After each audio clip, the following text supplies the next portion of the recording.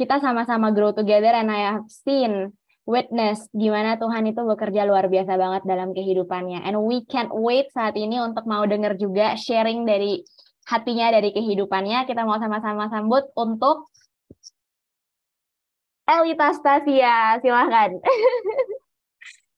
Halo semua, oke, bersyukur ya kalau hari ini boleh dapat kesempatan buat sharing beberapa hal yang aku pelajari beberapa waktu ini, khususnya yang berhubungan sama visi kita di tahun 2023. Teman-teman masih ingat? Yang masih ingat boleh chat di chat box. Yang belum ingat, banyak-banyak makan fish oil supaya ingatannya semakin tajam. Nah, kalau beberapa minggu yang lalu, si Cindy udah bagikan ya tentang 2 Korintus 4 ayat 1-2, di mana dia sharing tentang menjadi terang, yaitu visi kita, when we let the light shine, itu merupakan suatu kemurahan, suatu kehormatan. Makanya waktu kita jadi terang, kita bukan tawar hati, tapi kita melakukannya dengan sukacita dan apa adanya. Nah, teman-teman, beberapa tahun yang lalu, Jane's International Defense Review itu mengeluarkan satu report. Mungkin boleh di next. Jadi di report ini itu bilang bahwa China itu membuat satu senjata baru. Kalau yang kita pikir tentang senjata, kalau ini di bayanganku, mungkin kan peluru kan. Di peluru keluar, jebret, langsung ada keluar darah-darah gimana langsung jatuh ke tanah gitu. Mungkin kalau misalnya senjata ini di-develop, mungkin dibikin kayak satu kali shoot bisa sepanjang 10 kilometer. Jadi sekali yang kena misal 1.000 orang, karena setelah pelurunya kena satu orang nyambung ke orang selanjutnya karena pelurunya panjang gitu misalnya ya. Tapi yang interesting adalah China itu bukan bikin senjata yang orang kalau di shoot langsung mati, tapi dia bikin senjata laser. Jadi laser ini itu dibikin supaya waktu di shoot semua orang itu jadi pusing.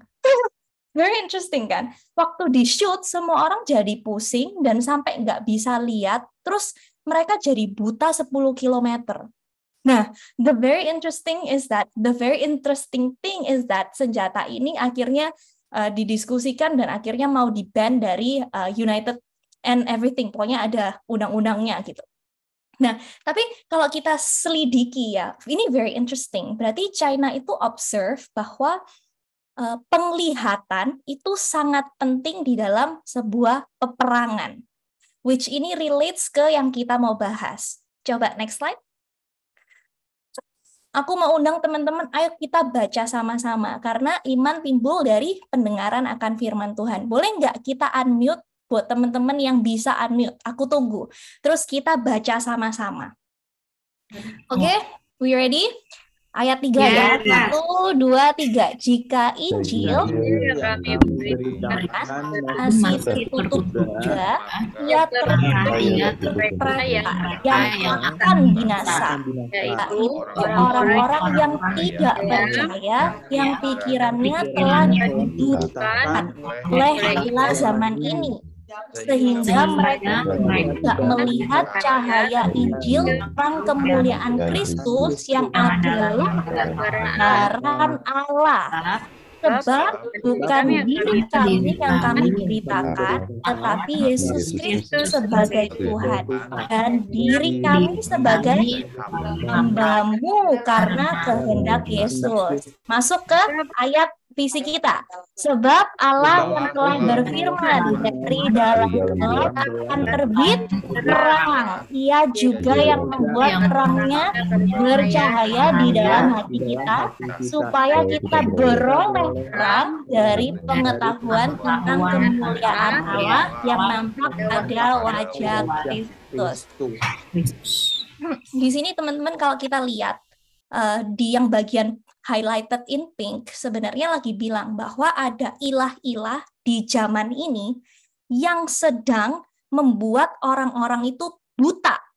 Kenapa dibuat buta? Supaya mereka nggak bisa lihat gambaran Allah. Akhirnya mereka menjadi akan binasa. This is the flow. Ilah zaman ini bikin orang buta supaya binasa. Nah, we know that cara kerja ilah zaman ini adalah membutakan pikiran manusia. Kita belajar beberapa waktu ada 4 kerajaan. Salah satunya kerajaan iblis. Iblis pakai apapun, terserah pakai apapun. Yang penting sembah aku. Sampai kita buta sama ada yang namanya gambaran Allah. Nah, kadang-kadang kita jadinya aku beberapa waktu yang lalu cukup sedih karena aku bertemu dengan, it was quite consecutive, bertemu orang, habis itu bertemu lagi, dan keduanya bilang yang sama. Aku ini udah punya banyak uang, aku nggak merasa aku ini butuh banget Tuhan gitu. I can do anything, maksudnya aku bisa lakuin apapun gitu. Nah, sebenarnya iblis bisa pakai apapun, makanya dia nggak bisa lagi melihat Allah, jadi buta.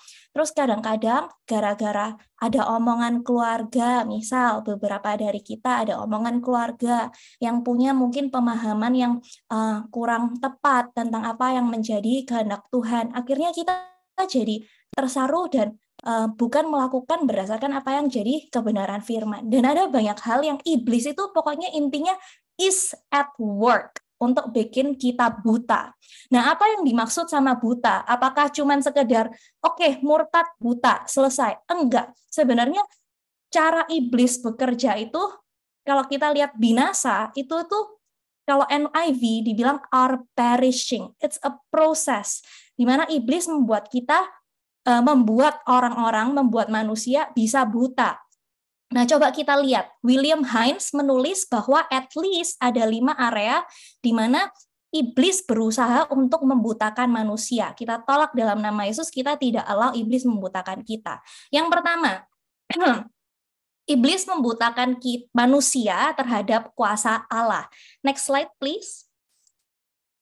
Nah, manusia dibutakan terhadap kuasa Allah. Makanya nggak heran ada beberapa orang yang punya false belief bahwa aku harus pakai kekuatanku sendiri. Jadi beberapa waktu lalu, aku ke rumah sakit, gara-gara jatuh sakit kayak super tepar sampai kayak nggak bisa makan, sampai kayak harus disuapin, sampai kayak super sakit lah pokoknya. It was so long since I experienced that beberapa waktu lalu. I was so tired karena ada begitu banyak load dan kayak di area keluarga, di area kerjaan, di area ini dan itu, aku kayak merasa semua itu aku harus lakuin gitu. Padahal aku lupa bahwa sebenarnya Allahku turut bekerja. Aku nggak usah kayak terlalu khawatir sampai nggak tidur, sampai skip meals, itu kayak nggak perlu karena Allahku turut bekerja. This is something yang so simple, tapi kita merasa kayak aku masih bisa melihat Tuhan dengan terang. Tapi pada saat kita bilang kita mengandalkan Tuhan, itu sebenarnya terreflect dari apa yang menjadi perbuatan kita. Beberapa waktu lalu aku selalu bilang, kuasa Tuhan cukup bagiku. Tapi pada saat action-nya aku lakuin, banyak kali aku kayak pakai kekuatan sendiri sampai akhirnya kemarin jatuh sakit. Nah, the truth is that pada saat kita terima Tuhan sebagai Tuhan dan Juru Selamat, itu merupakan kairos dan kuasa Tuhan. Tapi percayalah, pada saat kita menjalani kehidupan Kristen itu juga merupakan kuasa Tuhan. Beberapa hari waktu yang lalu kita juga berdoa sama-sama di DNA. Nah, aku dapat satu pesan, Tuhan bilang, aku menyelamatkanmu dan itu adalah karya terbesar di kayu salib. Tapi aku belum berhenti, aku mau terus menyelamatkanmu. Kalau kita lihat beberapa di hari-hari ini, bukankah Tuhan terus-menerus menyelamatkan kita? Memang Tuhan menyelamatkan kita di kayu salib dan itu paid once and for all. Tapi sampai hari ini, pada saat Tuhan lihat kita sedih, Tuhan lihat kita sakit, Tuhan terus menyelamatkan kita. False belief yang kedua, ada beberapa orang yang bilang, aku nggak mau percaya Tuhan, karena ikut Tuhan itu sulit. Nah, padahal sebenarnya truth-nya adalah Tuhan itu menolong orang yang lemah kok. Supaya bukan kuasa kita yang menjadi nyata, tapi kuasa Tuhan yang menjadi nyata. Ini semua ada dasar firman-Nya. Yang kedua, kita manusia iblis berusaha membutakan manusia terhadap kekudusan Allah. Banyak orang yang berpikir dan banyak kali aku mendengar orang berkata, ya normal lah buat gue untuk berdosa dan gak apa-apa kalau gue berdosa, kan gue masih nginjak tanah. Nah, ini sesuatu yang sebenarnya very false belief karena firman Tuhan jelas. Kita baca sama-sama 1 Yohanes 3 ayat 9 ada di slide. Setiap orang yang lahir dari Allah bisa kok untuk nggak berbuat dosa lagi. So it's actually a very false belief bahwa kita merasa kita nggak bisa hidup kudus. Itu impossible. Wong semua orang loh sekarang free sex. Itu very false karena Tuhan bilang kita bisa. Nah, pada saat kita bilang tentang dikuduskan, itu bukan cuma sebuah status. Jelek, aku ikut Tuhan, aku menjadi orang kudus. Kita tahu kita orang-orang kudus. Tapi tahukah kita pada saat di zaman Musa, di zaman-zaman waktu imam-imam yang melayani, waktu mereka mempersembahkan korban buat Tuhan, kuali, pisau yang mereka pakai, semua itu menjadi kudus loh. Setiap hal yang dipakai untuk penyembahan kepada Allah itu menjadi alat-alat yang kudus. Bahkan pada saat Tuhan berjumpa dengan Musa, tanah itu menjadi kudus. Tanah kalau dipakai untuk melayani Tuhan pun menjadi kudus. Jadi sebenarnya it's very mind opening for me. Aku belajar bahwa aku bukan cuma menyandang status kudus, tapi pada saat aku menjadi orang kudus, aku dan segala hal tentang aku menjadi kudus. Pekerjaanku, keluargaku, semuanya harusnya menjadi bagianku yang kudus, di mana aku bertindak dengan kudus. Nah, kadang-kadang orang bilang, ya nggak apa-apa lah, toh orang lain juga ngelakuin itu. Tadi Kitlin sempat sebut. Nah, tapi kita baca di Yesaya 5 ayat 20 bilang, celaka orang yang kompromi kalau jahat dibilang baik, dan kalau baik dibilang jahat. Kita di poin kedua ya. Nah, itu celaka pada saat kita kompromi. Banyak orang bilang, kenapa sih Tuhan itu kok suruh aku hidup kudus gitu? Kayak maksudnya, very mengikat, bikin aku merasa very burden. Aku kan pengen untuk nonton porno, kenapa aku nggak boleh nonton porno? Kayak merasa sangat terikat setelah ikut Tuhan, itu banyak hal yang harus dihempaskan. Tapi kenapa kok interestingnya Tuhan itu malah bilang bahwa ikut Tuhan adalah menerima kemerdekaan? I got the enlightenment bahwa pada saat kita ikut Tuhan, kenapa dibilang merdeka? Karena kita jadi punya pilihan. Aku mau nonton porno atau enggak hari ini. Tapi kalau sebelum kita ikut Tuhan, kita tuh terikat sekali. Kita enggak bisa enggak nonton porno. Jadi mindset berpikir bahwa kalau ikut Tuhan itu aku diikat, dikekang, itu very wrong. Karena sebenarnya pada saat kita ikut Tuhan malah we have a choice right now. We are experiencing kemerdekaan. Nah, yang ketiga, iblis berusaha membutakan manusia terhadap hikmat Allah. Beberapa orang bilang gitu, niatnya orang ini kan baik, orang ini kan pakar, jadi pasti bagus suggestion-nya. Tapi belum tentu, segala sesuatu perlu diuji, karena ada yang dinamakan sama earthly wisdom dan juga godly wisdom. When we talk about earthly wisdom, ternyata orang-orang dunia pun juga bisa berhikmat, karena di Yakobus 3 ayat 15 bilang bahwa hawa nafsu pun juga bisa menciptakan hikmat.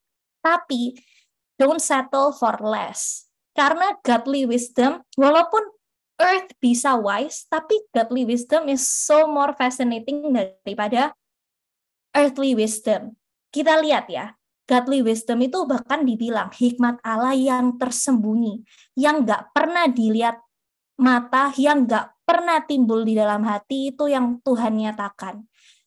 Nah, kayak kalau misalnya kita bisa dapat bahkan hal-hal yang never been imagined before, kenapa kita mau settle for less for earthly wisdom? Jadi kita sama-sama mau dengerin pendapat dari orang-orang rohani, dari teman-teman DNA, kita berfemsal karena we want to receive what is the godly wisdom. Kita juga mau disiplin pribadi to receive godly wisdom. Settle for more. Habis itu, yang keempat, iblis membutakan manusia terhadap keadilan Allah. Mungkin nggak asing kalau kita dengar, Tuhan kok nggak adil sama aku. Dan itu sangat menyakitkan. Pada saat kita merasa kayak gitu, kita pasti sedih sekali karena kita merasa Tuhan nggak adil. Tapi on what grounds kita bilang bahwa Tuhan itu nggak adil? Contoh, kita beli tiket nonton tanggal 10, tapi tiba-tiba di-cancel tanpa kompensasi jadi tanggal 11. Itu nggak adil, karena kita tahu harusnya tanggal 10. Tapi Emang kita tahu Tuhan itu tanggal berapa harusnya kasih ke kita, sampai kita bisa bilang Tuhan itu nggak adil. Kalau memang sekarang itu tanggal 9 dan kita harusnya nonton tanggal 10, bukankah Tuhan itu sebenarnya masih adil karena masih dalam planning Tuhan. Aku waktu engkong itu nggak percaya, aku merasa kayak, kenapa Tuhan nggak adil?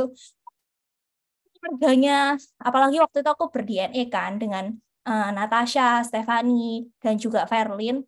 Waktu itu aku melihat Tuhan sudah mengubahkan beberapa anggota keluarga dari teman-teman DNA-ku. Tapi belum, Tuhan itu nggak adil, karena nggak bekerja dalam keluarga aku. Padahal, no, we have to remember that Tuhan itu Alpha dan Omega, dia awal dan akhir. Kalau misalnya it's not yet pretty and beautiful, curigalah akan kebaikan yang Tuhan sediakan. Karena dalam segala sesuatu Tuhan mendatangkan kebaikan. Aku ibarat ini alfa, ini omega. Waktu itu aku masih di bagian sini, belum sampai di omega, tapi aku udah bilang, Tuhan gak adil karena Tuhan gak kasih engkau percaya. Karena ending story masih belum selesai, masih ada sesuatu yang very beautiful yang Tuhan lakuin. Jadi ayo kita punya hati yang nggak buta sama keadilan Allah dengan cara kita curiga. Tuhan, aku lihat ini belum very good picture. Jadi aku curiga ada hal baik yang Tuhan sediakan bagi kehidupanku. Karena aku percaya Engkau Allah Alfa dan Omega. Hari ini kita baca dari yang bacaan 365. Orang-orang Israel bilang, ngapain sih kita dibawa keluar dari Mesir kalau cuma mau dibawa di padang gurun, dibawa untuk dikejar-kejar sama Firaun. Padahal mereka belum curiga sama tanah perjanjian yang baik yang Tuhan sediakan. Kita curiga akan kebaikan Tuhan itu apa sih? Terus ada juga yang berpikir, oh ya nggak apa-apa sih kalau misalnya aku ngelakuin aksi-aksi yang buruk sekarang, toh juga selama ini mungkin aku ngerokok, toh ya aku nggak mati-mati kan, nggak apa-apa kan, biasa aja kan. Nah tapi kita harus ingat bahwa kebenarannya ada fungsi waktu. Dalam tabur hingga tuai ada fungsi waktu yang merupakan misteri dalam kehendak Allah. Oke, next. Iblis membutakan kita, bisa membutakan manusia terhadap kasih karunia Allah. False belief-nya adalah banyak orang yang berasa kita harus berusaha untuk memperoleh kemurahannya. Makanya nggak heran setelah buat dosa, ada momen di mana waktu aku habis buat dosa, aku itu aku harus meminta ampun sama Tuhan sampai aku bisa nangis, mengeluarkan air mata baru aku merasa diampuni. Perasaan itu palsu. Padahal Tuhan itu tidak seperti itu. Itu ibarat kalau kita lagi, Tuhan ampuni aku, tapi aku gak berasa diampun-ampuni. Besok aku doa lagi, Tuhan ampuni aku, masih gak berasa diampuni. Ibarat iblis lagi di atas, ketawain kita bilang, hahaha, lihat tuh, anakmu lagi nangis-nangis gak jelas, minta-minta pengampunanmu, hahaha. Padahal sebenarnya Tuhan was like, I died for you, bro, when you were still a sinner. What else do you expect? Kayak a lot of times we have that false belief. Kita nggak harus berusaha untuk memperoleh kemurahan Allah. Hitung deh, kalau kita tiba-tiba berasa kita perlu berusaha, kita mendingan buka Ibrani pasal 11, terus kita hitung sampai ngantuk ada berapa kali kata iman yang ada di situ. Kita diselamatkan oleh karena iman, bukan karena usaha. Murni pemberian Allah di Efesus 2 ayat 8-9. Nah, dulu aku itu pernah jadi murid yang paling ranking terbawah. Jadi waktu terima raport itu, this is very real. Nilainya itu E, sesuai dengan abjad namaku. Sampai-sampai sekolah itu membuat suatu kelas khusus. Jadi kan kelasnya ada 6A, 6B, 6C. Ada 6 spesial, isinya elita, beberapa orang lain. Saking hopeless gitu loh guru-gurunya itu. Dia bikinlah kelas itu. Sampai suatu saat di mana aku berpikir gitu, aku itu harus baik supaya aku bisa diterima. Kalau aku berusaha, baru aku bisa dilihat. Itu build up that pattern in my mind. Nyatanya, next slide kita lihat. Kita tidur pun Tuhan memberkati kita. Nih, Kalau teman-teman waktu di doa corporate prayer, lihat figur Bapa memberkati anak, bahkan pada saat anak lagi tidur. Anak lagi ngaplo, juga figur Bapa memberkati anak. Figur Bapa menerima anak. Anak lagi main-mainin celana Bapa, Bapa pun juga mengasihi dan menyayangi anak. Kita nggak harus berusaha untuk memperoleh kemurahan Allah. Jangan mau dibutakan oleh iblis. When we do a mistake and we cry so hard, we proclaim, siapa mengaku dosa, ia disucikan. Aku sudah terima dan aku disucikan dari segala dosa. Max Lucado menulis dalam bukunya berjudul Kasih Karunia. It's a very good book. Dia bilang, orang yang dibutakan terhadap kasih karunia akan sulit untuk jujur dan confess. Orang seperti ini cenderung dia itu mengeluh dan menyalahkan orang lain. Karena coba kita lihat ya teman-teman, ada pengakuan. Mengaku itu berarti, iya aku salah. Tapi ada orang yang, iya aku salah, tapi dia juga kayak gini. Nah itu namanya menuduh, menyalahkan. Iya aku salah, tapi Tuhan engkau melakukan ini kepadaku. Itu namanya bukan mengaku, tapi itu mengeluh.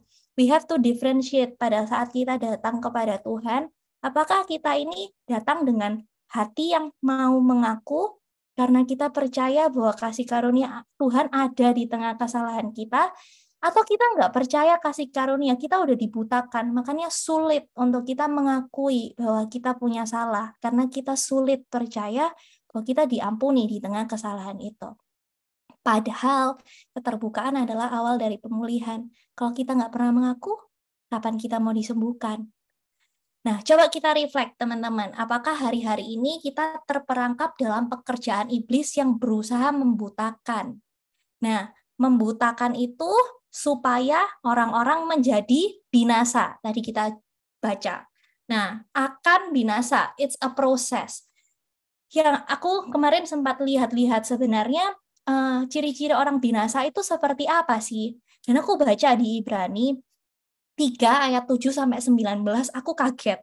Karena ternyata orang-orang yang ciri-cirinya binasa karena murtad, mereka itu orang-orang yang bisa mendengar suara Tuhan loh. Dan mereka sudah pernah melihat perbuatan Tuhan yang baik selama bertahun-tahun. Ternyata kalau kita lihat binasa, kita selalu identik dengan orang yang belum percaya Tuhan, orang yang ini. Tapi ternyata iblis itu juga at work untuk membuat orang-orang murtad. Jadi orang yang bisa dengar suara Tuhan, orang yang sudah melihat perbuatan baik pun bisa. Tapi tolak dalam nama Yesus di BCC nggak ada. Nah, the thing is, tapi mereka mengeraskan hatinya. Nah, di sini kita lihat bahwa berarti bukan cuman orang seberang, tapi orang-orang yang sudah aktif melakukan kegiatan rohani pun perlu berwaspada, karena iblis is at work. Yang selanjutnya dibilang juga, hatinya jahat, tegar hatinya oleh tipu dosa. Berarti ciri-cirinya adalah orang-orang yang bermain dengan dosa, karena ada tipu daya dosa, tapi dia tegar hati. Hati-hati kita bermain-main dengan dosa juga. Ini bukan hal yang tiba-tiba terjadi, tiba-tiba binasa, tapi kita lihat, ini dia ditipu, dia mengeraskan hatinya. It's a process. Terus, contoh nih, beberapa waktu lalu aku nonton. Jadi, aku nonton ada satu drama, it's like, ya karena aku menghindari untuk scene-scene yang dewasa, karena aku menjaga penglihatanku supaya alam imajinasiku nggak dicemarkan. Jadi aku menonton film yang lebih safe gitu. Waktu aku nonton, tiba-tiba ada scene itu kayak scene pelukan gitu. Cuman pelukan, beneran cuman pelukan. Malamnya aku tuh mimpi, dan aku mimpi zina. Itu very, very bad. Like karena ada, kayak aku langsung bisa mimpi zina gitu loh malamnya. Dan kalau misalnya aku pengen ya, habis aku mimpi zina, aku bisa beneran nonton kan, supaya sekalian gitu. Tapi kan enggak, kita enggak mau berkompromi dengan dosa. Besok-besoknya aku skip deh, cari film lain yang lain karena aku tahu film itu nggak safe, nggak mau bermain dengan dosa. Namanya orang pertama punya Lambo, lama-lama 2 Lambo, pabrik Lambo, pesawat Lambo, lama-lama robot Lambo, semua mau. Memang human have the tendency untuk want something more. Tapi Tuhan itu meng-create that spot supaya kita itu want more of him. Tapi orang-orang salah pakai. Aku pun ada momen di mana jatuh dan salah pakai. Akhirnya aku put supaya aku craving more for sinetron. Gitu. Padahal sebenarnya harusnya that spot Tuhan memang create bukan buat nothing kok. Tapi Tuhan create buat kita want something more of him. Oke. Jadi lalu ada juga yang dibilang tidak berpegang sampai kepada akhirnya pada keyakinan iman yang semula. Berarti mereka sebenarnya punya keyakinan iman yang semula, tapi tidak berpegang sampai akhir. Ayo, kita tidak mau dibikin supaya binasa. Kita mau berpegang sampai akhir. Kita berusaha sama-sama. Nah, tapi apa sih sebenarnya akibat dari binasa itu? Yuk kita lihat. Oke, jadi di sini aku punya, kalau kita tahu binasa, kita selalu identik dengan binasa itu, oke, berarti go to hell, gitu kan. Pikirnya go to hell, go to hell. Nah, banyak dari kita percaya kalau hell itu gambarannya seperti ini. Aku tunjukin satu video kesukaan aku dulu sebelum aku terima Tuhan.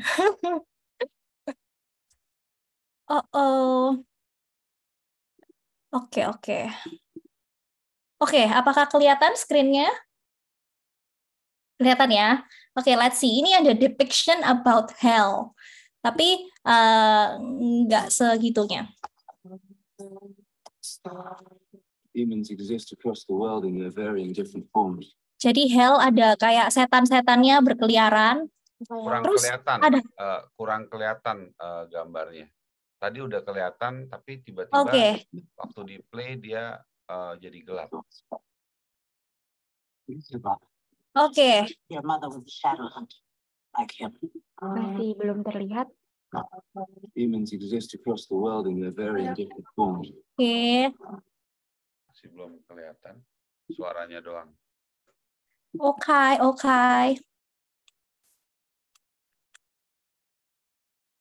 Khawatir dengan kulit.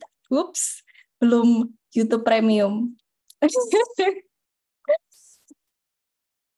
Oke. Wait ya, jadi ini filmnya itu about ada sekelompok orang-orang, judulnya itu The Mortal Instruments. Salah satu film kesukaanku dulu. Oke, kita coba lagi ya. Oke, aman? Bisa. Oke. Aman. Coba di play dulu sebentar, nyalakah? Udah di play, nggak nyala ya? Aku share aja ya. Coba. Hai. Iya. Tadi udah kelihatan nih, cuman. Oke. Pada intinya adalah orang berpikir bahwa kalau misalnya hell, itu kita itu sering lihat hell itu pokoknya di film-film biasanya. Ada warrior, superhero datang ke hell, membasmi seluruh orang-orang jahat kita. Play dari menit ke 1:08.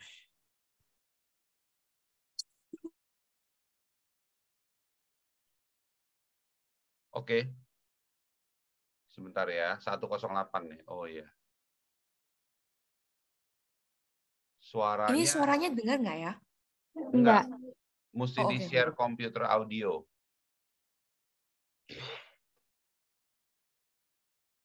Across the world in their varying demons exist across the world in their varying different forms. I don't understand what any of this has to do with my mom. Your mother was a shadow hunter, like him, like you. There's a map inside your head, Clary. You are the key to our survival. What is it about her? She's different. She's gonna get us all killed. What now? I need to pick up a few things. Clary, wow, you look different. I can't talk now, sorry.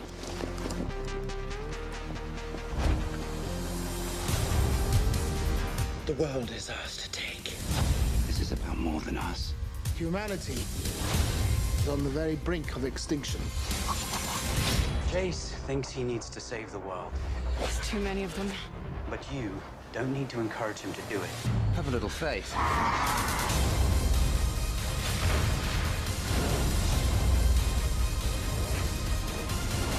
You have an incredible gift, and we need you. I need you. The werewolves are here to save us. Never thought I'd say that.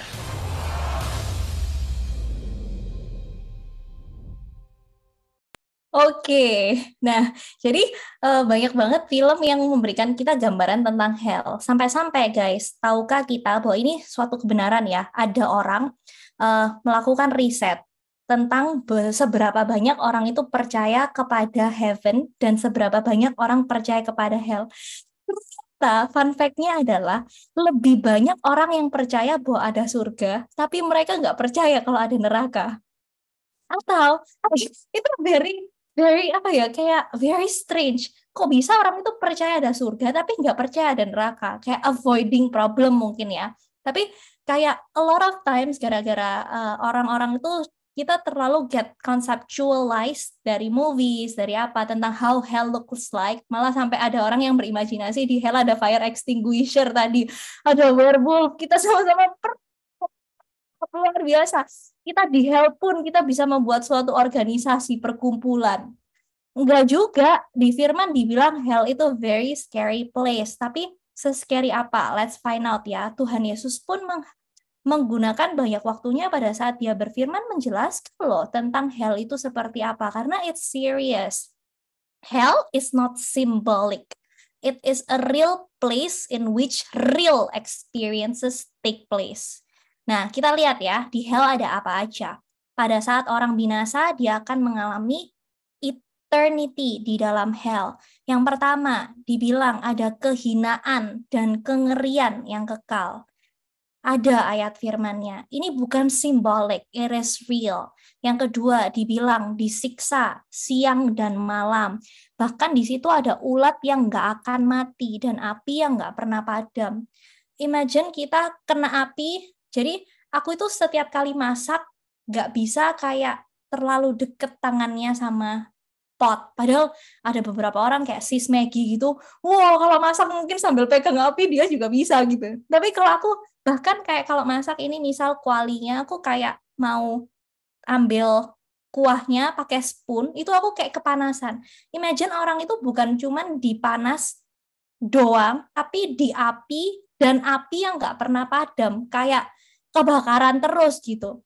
It's serious. Dan ulat yang tidak mati, itu ada beberapa orang yang menafsirkan it refers to conscience. Jadi ulat yang nggak akan mati ada yang menafsirkan itu kayak a guilt. Orang itu dibikin sangat guilty that dia live in eternal remorse atau duka cita. Terus dibilang hell itu juga merupakan laut api, tapi bukan cuma api, ternyata belerang juga. Kalau kita tahu di dekat-dekat kota-kota besar, biasanya ada tempat di mana kita bisa mandi air hangat. Itu gara-gara ada air belerang, karena belerang panas sekali.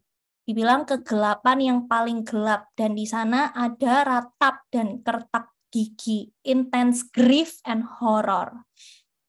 Hell is real. It's as real as heaven. So we don't want to be playing around with it. Dan pada saat kita melihat, kalau kita percaya, kita mungkin semua karena udah kenal Tuhan dan lain sebagainya, kita merasa, oh ya hell ada. Tapi pada saat kita tahu bahwa orang-orang di sekitar kita, mereka belum percaya Tuhan, dan mereka akan binasa, dan mereka akan masuk hell, dan mereka akan merasakan semua ini, kita biasa aja. Kok bisa kayak gitu ya? Kayak itu aneh, Paul, karena kalau kita bilang kita mengasihi Paul, tapi kita lihat orang akan mengalami hal-hal seperti ini kalau kita nggak work it out, biar biasa aja. It's very ironic. Apakah kita percaya bahwa hell is as real as heaven is real? Nah, but what's scariest about hell is number 5, eternal separation with God. It's very sad. Tapi kalau kita merasa eternal separation with God, is it that sad? Mungkin kita semua bilang sad. Tapi kalau kita lihat hari-hari ini, pada saat kita punya waktu untuk kita bersekutu sama Tuhan, apakah kita menyukai waktu-waktu itu? Apakah kita menyukai waktu-waktu di mana kita bisa berdisiplin pribadi, ngobrol-ngobrol sama Tuhan? Kalau sekarang kita nggak suka, gimana kita mau bisa bilang, aku mau eternity sama Tuhan bersekutu terus. Kalau sekarang pun kita nggak suka, it may be quite ironic kita sama-sama reflect. Nah, butanya juga bukan cuma berdampak pada afterlife, tapi yang tadi kita bahas, dibutakan, nggak bisa lihat kuasa, kekudusan, hikmat, keadilan, dan kasih karunia. Nah, terus bagaimana dengan kita, teman-teman? Kita lihat ya, orang buta itu ibarat orang yang pikirannya menjadi tumpul. Yang mereka kalau baca sesuatu nggak disingkapkan, mereka nggak ngerti. But, puji Tuhan, Tuhan baik, Paul, karena Tuhan kasih good news. The good news is that setiap orang yang hatinya berbalik kepada Tuhan, maka selubung itu diambil daripadanya. Sebab Tuhan adalah roh, dan di mana ada roh, di situ ada kemerdekaan. The good news is, mungkin kita lihat orang-orang di sekitar kita atau kita ada waktu di mana kita kok tumpul ya, kok kayak berasa tidak disingkapkan, kok berasa kayak dibutakan. Tapi Tuhan memberikan good news. Siapa yang berbalik, maka selubung itu diambil. Di mana ada roh, di situ ada kemerdekaan. Jadi respon kita gimana sekarang after we know all this? Let's respond. Next slide. Sebab bukan diri kami yang kami beritakan. Tadi kita baca kan? Sebab bukan diri kami yang kami beritakan, tetapi Yesus Kristus sebagai Tuhan dan diri kami sebagai hamba-Mu karena kehendak Yesus. Di ayat 6 yang kita punya visi, sebab Allah yang telah berfirman dari dalam gelap akan terbit terang. Tuhan lagi kasih solusi nih, kita mau dengerin bareng-bareng. Ya juga yang membuat terangnya bercahaya di dalam hati kita, supaya kita beroleh terang dari pengetahuan tentang kemuliaan Allah yang nampak pada wajah Kristus. Solusinya adalah let the light shine. Nah, kita baca ya, respon kita yang pertama, kita nggak mau binasa. Aku nggak mau binasa. Dan respon yang kedua adalah, aku nggak mau orang lain binasa. Nah, ini kan ngomongannya, tapi gimana sih praktisnya apa yang kita bisa lakuin? Respon kita yang pertama, kita bisa mulai jujur kepada diri sendiri. Tadi kita belajar kalau di dalam confession, there is grace. Di dalam pengakuan kita boleh mengenal kasih karunia Allah. Bukan pengeluhan atau penyalahan terhadap barang, orang, dan situasi, tapi di dalam pengakuan, di situ ada kasih karunia Allah. Nah, kita bisa reflect, adakah hari-hari ini iblis membutakan kita? Aku benar-benar sadar nggak ya, kalau Tuhan itu memberikan kekuatan. Tuhan itu membuat aku kudus, punya hikmat, ada kasih karunia, dan Tuhan itu Allah yang adil. Nah, apakah tindakan kita mencerminkannya? Kita reflect sama-sama. Aku pun juga reflect. Lalu kita juga bisa reflect, apakah hari-hari ini aku tahu kebaikan Tuhan, tapi aku memilih untuk mengeraskan hati dan tidak taat? Adakah aku masih memegang iman yang aku pegang pada semulanya? Adakah aku masih melakukannya? Yang setelah kita reflect, kita mau mengenal terang. Kenapa? Karena di mana ada roh Allah, di situ ada kemerdekaan.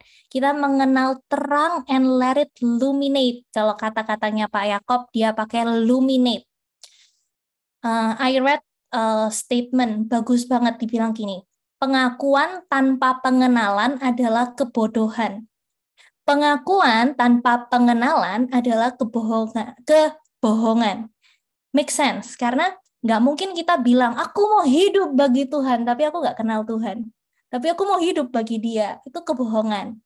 Jadi, pengakuan tanpa pengenalan adalah kebohongan, tapi pengenalan tanpa pengalaman adalah kesia-siaan. Hari-hari ini apakah kita mengenal Tuhan pada saat kita mengakui Tuhan, tapi apakah kita juga mengenal Dia, dan apakah kita juga mengalami Dia? Karena kita nggak mau kebohongan dan kita nggak mau kesia-siaan.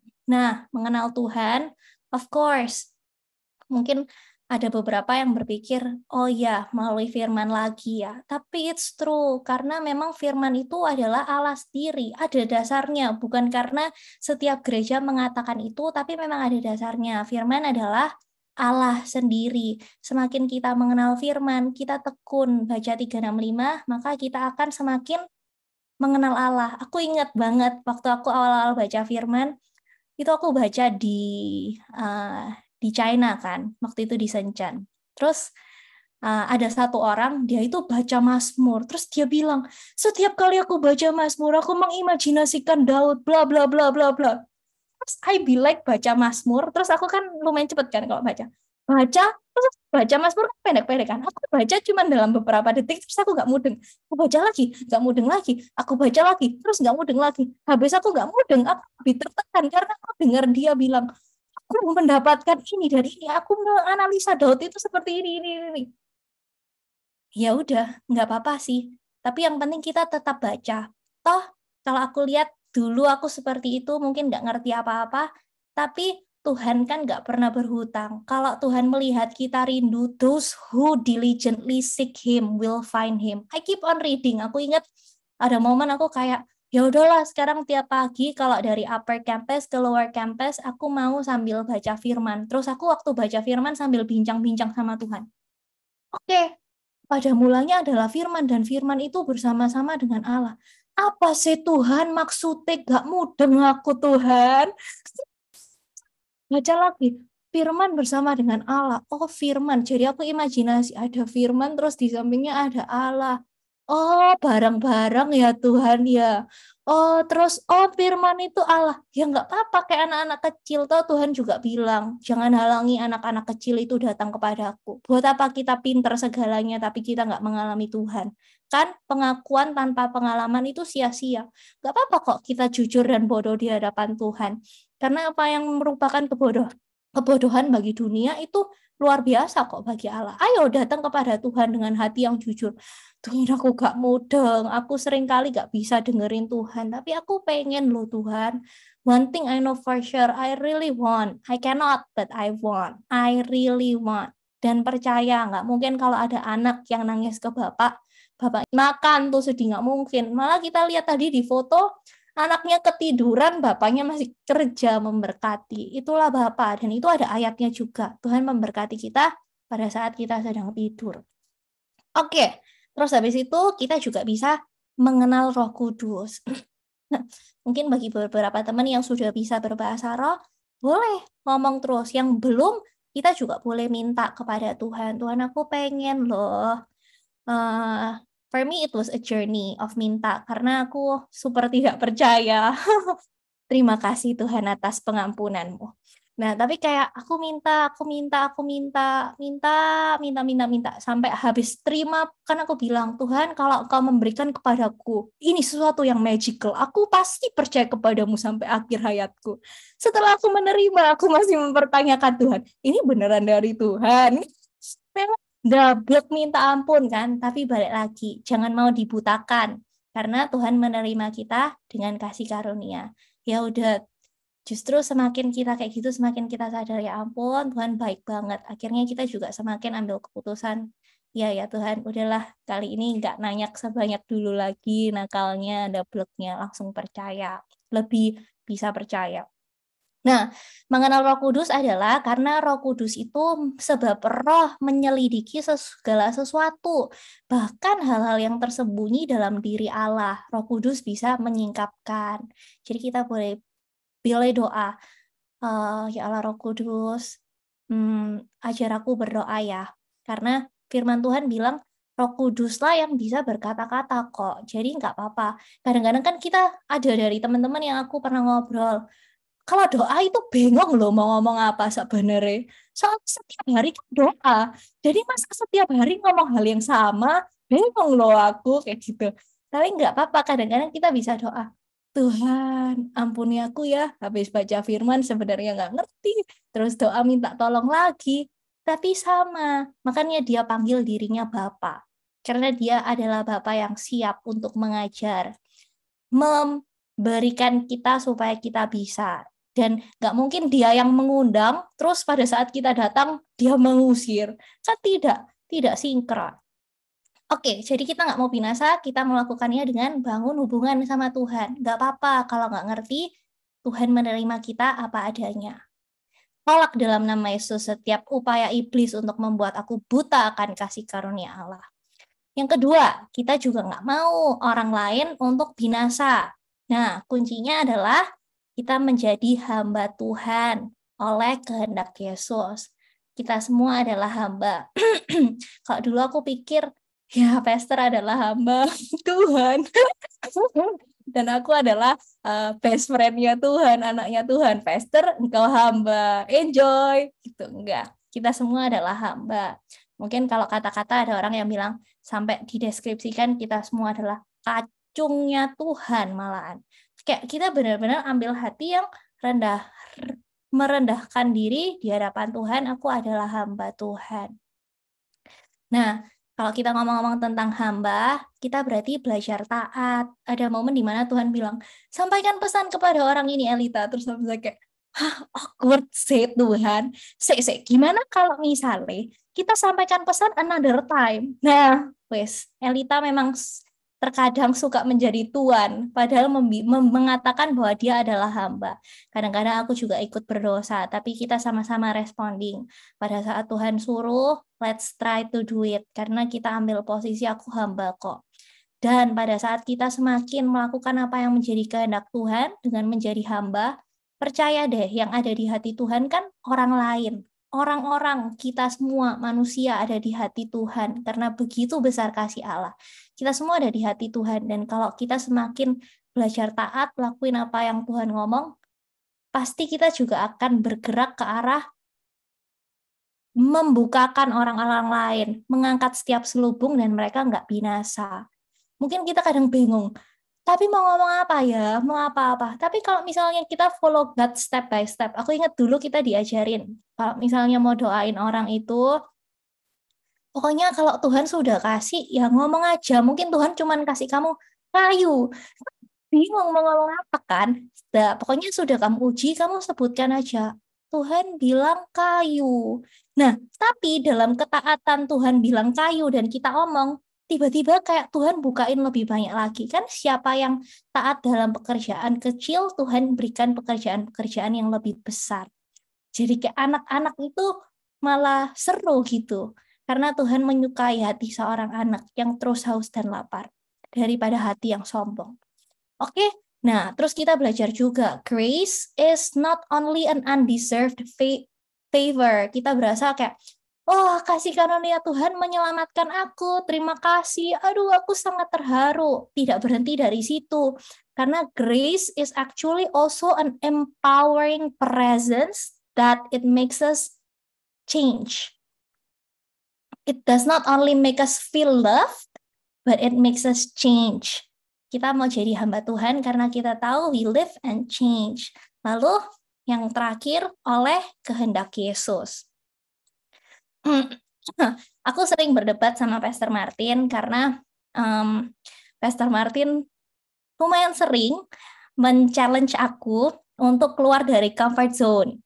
Karena aku kadang-kadang itu merasa kayak, aduh aku itu nggak pede, aku tuh nggak bisa, aku tuh gini gono, tapi belum kayak gini loh, kok aku itu nggak segini-gininya loh, bla bla bla, gini gono. Ini urusan loh kok gitu. Nah, tapi balik lagi, enggak kok, Tuhan itu memberikan kasih karunia. Kalau misalnya aku minta ampun, Tuhan mengampuni. Dan kasih karunia itu enggak memberhentikan aku untuk cuman selalu minta ampun, tapi juga ada empowering presence. Dan sebenarnya pada saat kita melakukan sesuatu yang merupakan kehendak Yesus, misal Tuhan bilang, sampaikan pesan, Tuhan bilang, ayo sharing, kesaksian. Bukan diri kita kok yang diberitakan. Makanya nggak nyambung sebenarnya. Kalau misalnya Pastor Martin bilang, Elita, kamu sharing. So aku bilang, nggak bisa kok, soalnya gini. Kok lihat coba. Gini. Make sense kan? Nah, sebenarnya aku bilang diriku gini. Berarti sebenarnya yang aku lagi pengen beritakan adalah diri sendiri. Padahal enggak.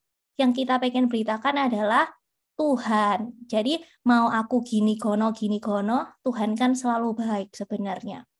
Jadi no, bukan lakuin apa yang jadi kehendak kita sampai kadang-kadang kita mikir gak bisa, tapi kita lakuin apa yang jadi kehendak Yesus.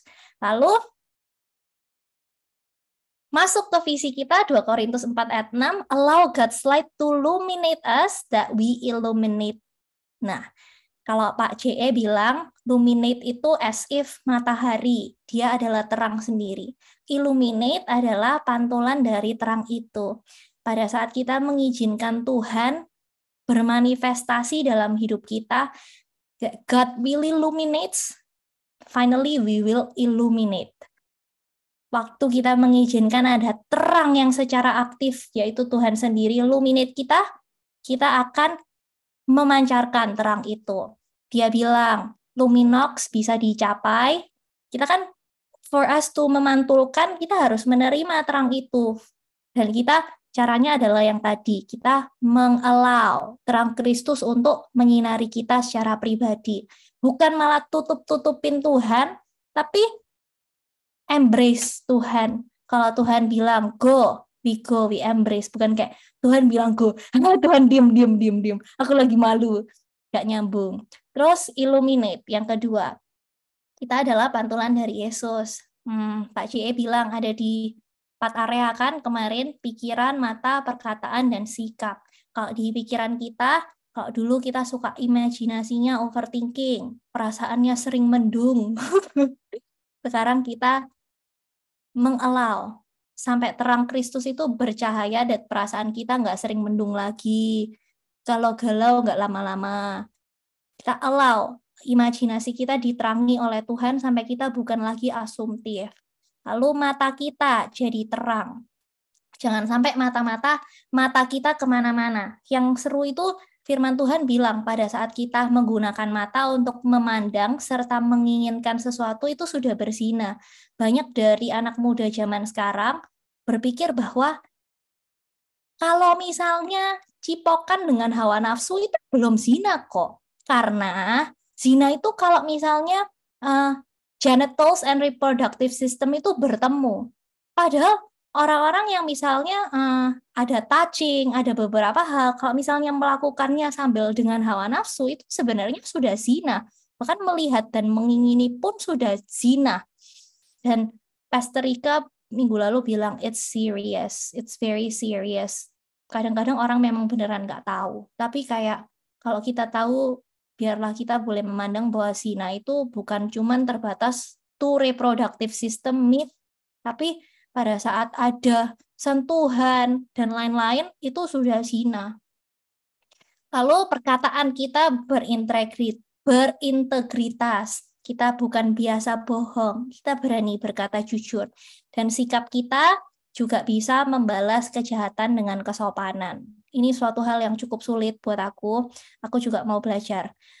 Pada saat sikap dijahatin, diperlakukan tidak adil, tapi bisa percaya bahwa Tuhan itu sanggup melakukan apa yang bagian Tuhan, jadi aku bisa treat people good setelah they treat me bad. Itu kan suatu hal yang kita perlu lakukan. Sikap kita, itu one of the way where we allow God to illuminate us, that we illuminate adalah pada saat kita membalas kejahatan dengan kesopanan, tertunjuk dalam apa yang menjadi manner kita. So, jika roh Allah dibiarkan bergerak dan bertumbuh, maka terang Tuhan akan menerangi kita sehingga kita bisa menjadi terang.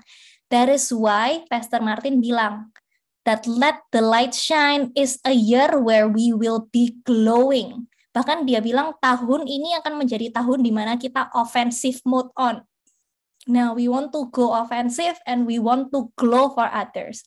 But we want to allow terang Tuhan untuk menerangi kita juga.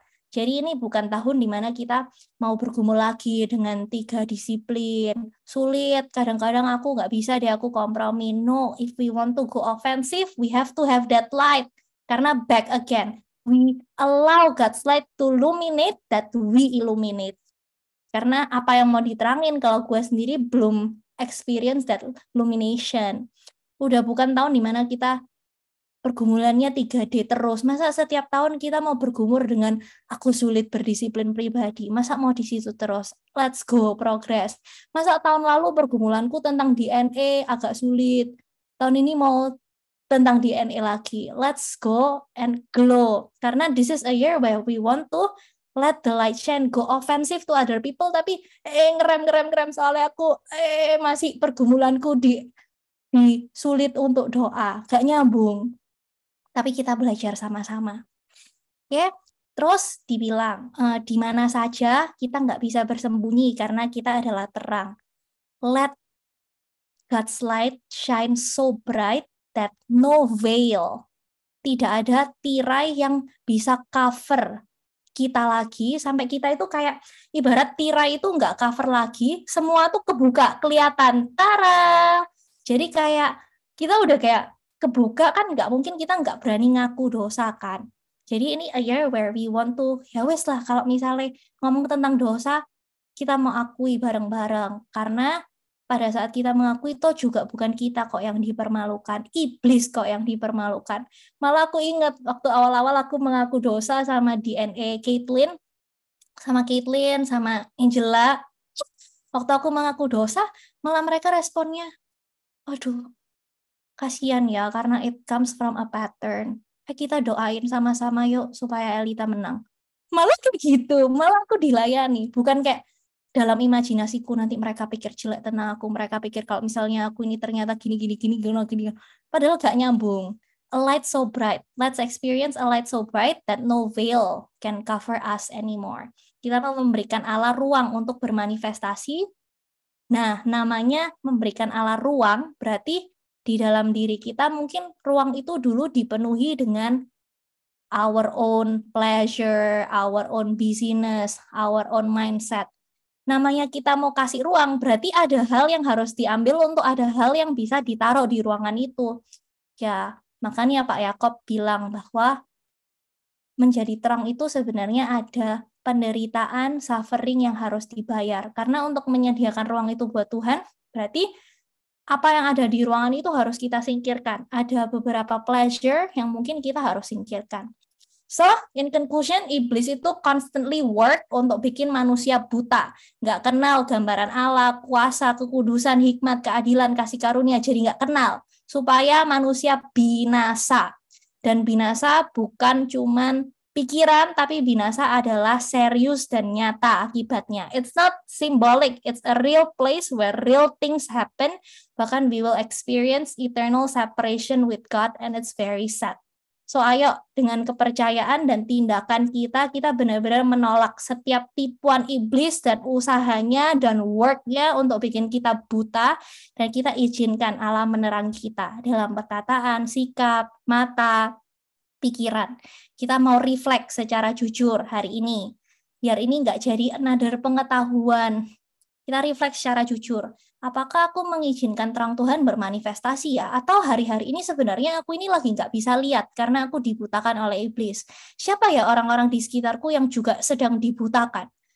Ingat, orang yang disesatkan seringkali nggak sadar kalau dia lagi disesatkan. So, let's let the light shine, yang adalah Tuhan, supaya shine, so that we can let the light shine. Kita juga bisa bercahaya. Tuhan memberkati, aku kembalikan ke moderator.